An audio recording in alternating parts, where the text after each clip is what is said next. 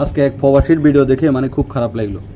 5 বছর মালয়েশিয়ায় কঠোর পরিশ্রম করে কাউকে না জানিয়ে দেশে ফেরার টিকিট কেটেছিল এক তরুণ। মনে ছিল খুব আনন্দ, হঠাৎ গিয়ে বাবা মাকে চমকে দিবেন।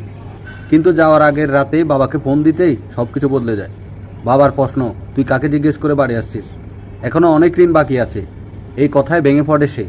নিজের উপার্জনের টাকায় ছোট বোনের বিয়ে, ভাইকে বিদেশ পাঠানো, বাড়ি নির্মাণ সব কিছুর করার পরেও তার প্রশ্ন, আমি কি করেছি?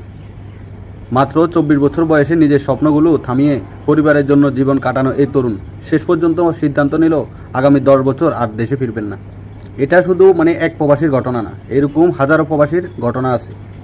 তাই ভাই, আপনারা যখন বাড়িতে আসার আগে, কিছুদিন যাওয়ার আগে আপনারা একটু বাড়িতে পরীক্ষা করে নেবেন। হঠাৎ করে বাড়িতে ফোন দিয়ে বলবেন যে আমি বাড়িতে আসছি, তখন আপনাদের পরিবারের রিয়াকশনটা দেখবেন যে আসলে তারা কি চায়, আপনাকে চায় নাকি আপনার টাকা পয়সা চায়।